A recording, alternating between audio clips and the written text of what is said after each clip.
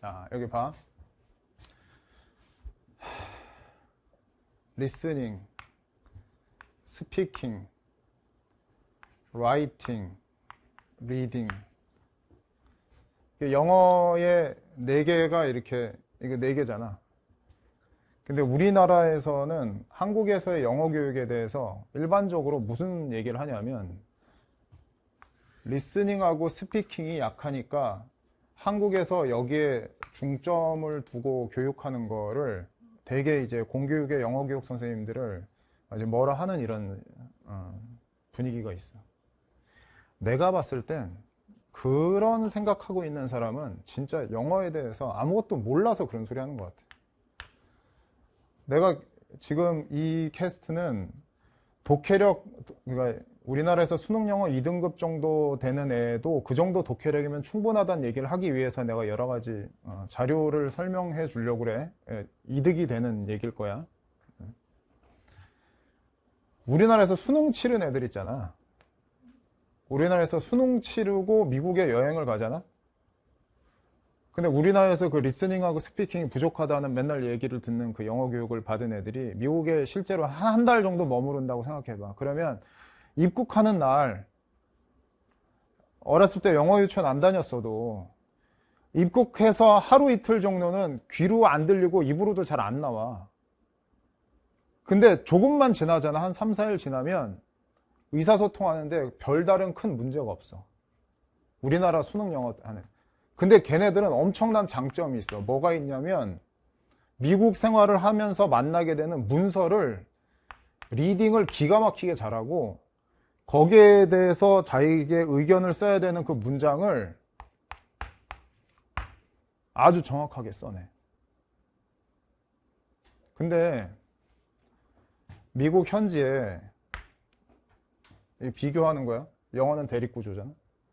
미국 현지에 공부 안 한 되게 많거든. 교육 안 받는. 걔네들 리스닝하고 스피킹 알잖아. 미국 거지도 영어 엄청 잘한다고 생각해. 우리나라 사람들. 그 사람들 리스닝하고 스피킹 엄청 잘하지.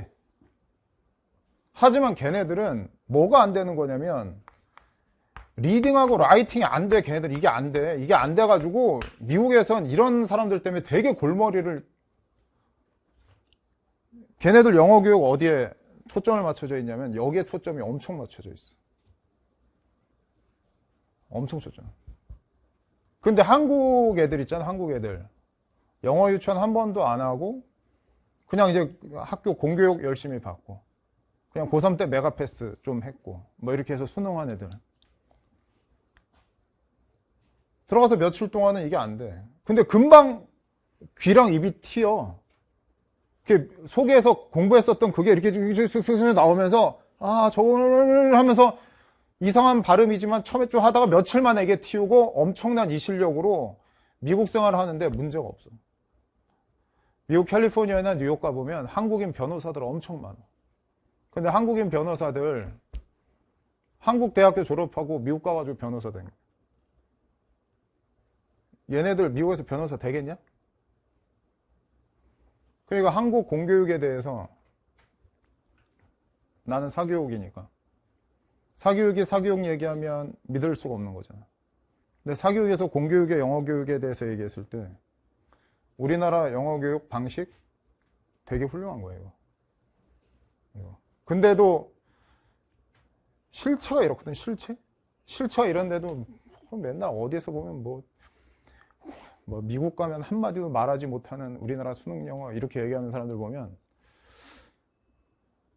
뇌가 있나 이 사람? 미국 현재에 대해서 아는 게 있나 지금? 그런 생각이 솔직하게 들어. 그리고 우리나라 수능 치르고 간 애들은 여기서 처음에는 부족했던 리스닝하고 스피킹 이게 기하급수적으로 확 올라가. 물론 발음이 네이티브처럼 그렇게 완벽해지진 않지만 이 속도는 엄청 빠르게 올라가.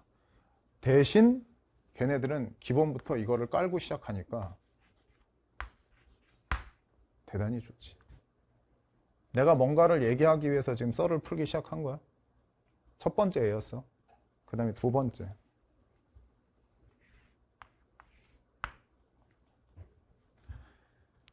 우리나라에서 노벨 문학상 있잖아. 노벨 문학상. 나오기 힘들었었잖아. 그게 나오기 힘들었었던 이유가 학계에서는,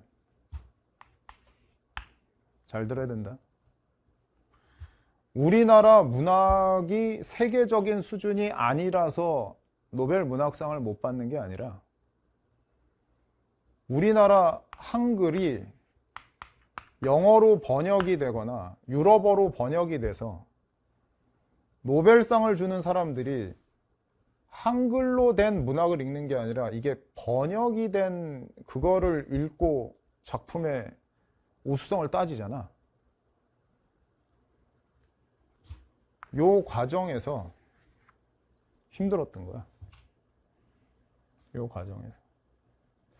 옛날에 엄마를 부탁해라는 신경숙 씨의 소설이 있었어. 그런 분이 계셔.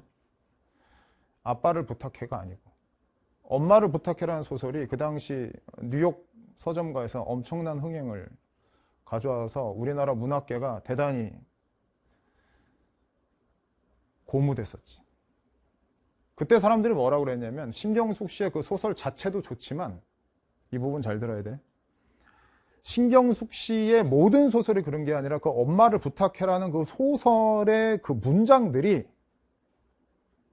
영어로 바뀌어서 번역이 됐을 때 그 번역가가 너무 훌륭했고, 그 신경숙 씨 그 소설에 있는 문장들이 번역이 될 때 의미 손실이 별로 발생하지 않을 그러한 문장들로 이루어져서 의미 손실이 별로 없었대.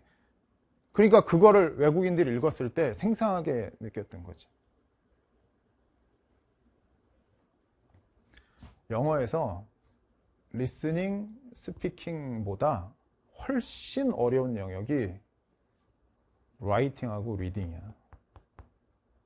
이게 되게 어려운 거야. 너희들은 지금 이거를 하고 있는 거야. 여기서 이제 오늘 캐스트의 핵심을 좀 얘기하려고 하는데,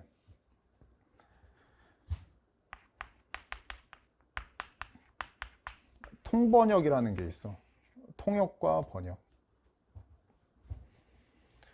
선생님이 영어과 나왔잖아. 우리 학교는 영어 영문학과 이런 거 없어. 그냥 영어과야. 근데 우리 학교에서 대학원을 가잖아?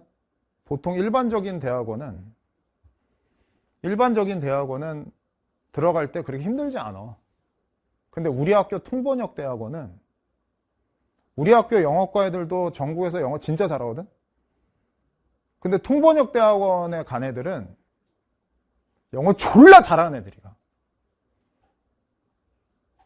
통번역 대학원 가서 번역하는 애들은. 영어에서 이 번역, 통역, 특히 이 번역, 통역, 이게 진짜 어나더 레벨 수준의 애들이 하는 거야. 어나더 레벨 애들이 하는 거야, 이게. 나중에 대학 가면 알 거야. 한국외대 통번역대학원 수준에 대해서. 한국외대 통번역대학원은 어느 정도 수준이냐면 아시아 전체 1위야. 우리 학교를 자랑하자는 게 아니라 이 학교에 다니는 애들. 그러니까 우리 학교 영어과에서도 우리 학교 대학원인데도 함부로 못 가, 아예. 탑 중에 탑 애들만 가, 여기. 그만큼 번역이 힘들어. 근데 니네들은 어떤 걸 하려고 하냐면, 지금 니네들은 수능 영어 지문이 있으면 이거를 번역을 하려고 들어. 진짜 골 때리는 거지. 니네 주제 번역을 한다고? 솔직한 마음이 고3 수험생이 번역한다고? 에휴, 번역을 몰라서 하는 소리지. 애시당초 니네가 듣기 17문제를 뺀 28문제를 니네들 머릿속에 완벽한 해석을 해야 이 문제를 푼다라고 생각하는 건 이 세상에 존재할 수 없는 거야. 완벽한 번역을 니네 따위가 한다고? 영어 진짜 잘하는 사람들도 번역 건드리지 못해. 번역은 최고 중에 최고만이 하는 거야. 내가 수업에서 가끔 얘기하잖아. 해외 소설 책을 사면 책 앞면이나 뒷면에 원작자가 나오고 원작자에 대한 설명 분량만큼 번역가에 대한 설명이 반드시 붙어.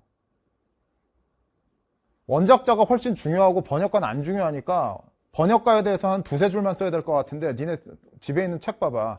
원작자가 원작자가 누군지에 대해서 설명 이만큼이면 번역가도 그만큼 설명을 해. 그럼 왜 그러냐면 번역가는 제2의 창작가거든.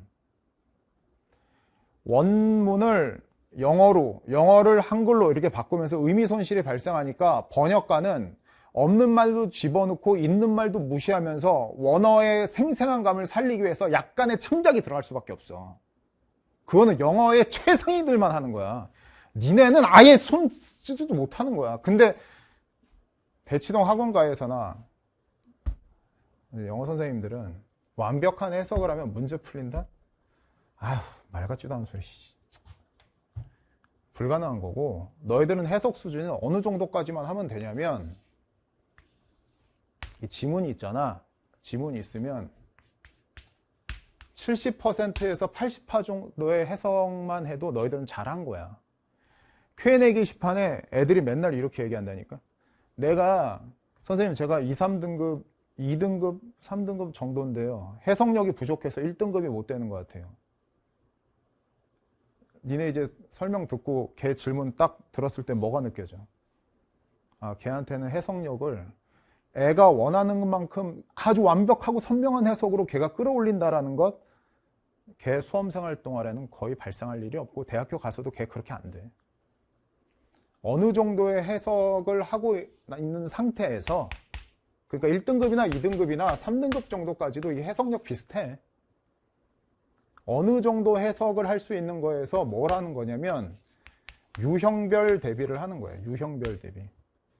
빈칸이 위치가 어디냐, 뭐 글의 흐름은 이건 이렇게 나오니까 그 문제를 그렇게 본다 하면서 어느 정도의 해석력과 유형별 대비, 이게 이제 기출문제를 공부하는 이유잖아. 기출문제를 늘 이렇게 이게 어떻게 출제가 되니까 이 문제에 대해서 문제를 보는 눈이 있고 어느 정도 해석력 가지고 이 두 개가 함께 이루어져서 문제를 푸는 거지.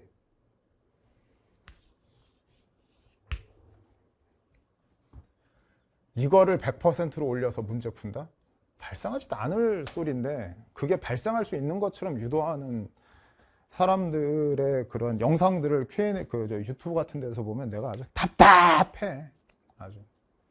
다시 미국으로 돌아갈게. 미국에 가면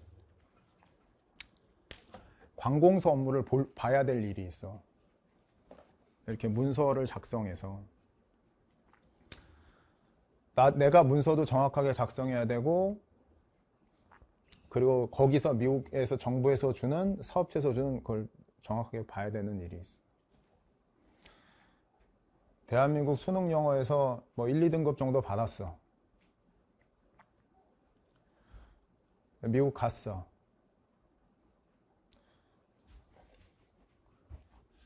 듣고 말하기는 그래도 이거는 우리 애들보다 훨씬 떨어지는 애들이 우리나라 애들을 보고 아휴 이렇게 하지만 처음엔 그렇게 하지만 얘네들을 우리 애들이 죽여버리는 꼴 내가 여러 번 봤어.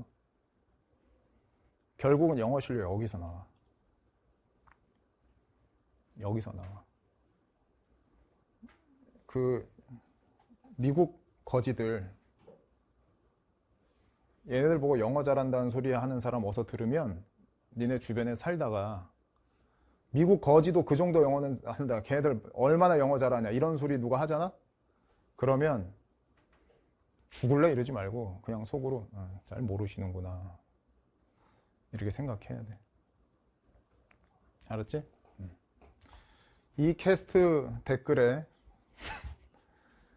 이 점이 두 개가 뭔지는 댓글이 엄청 달리겠지? 킹콩 그러면 죽여버릴 거예요.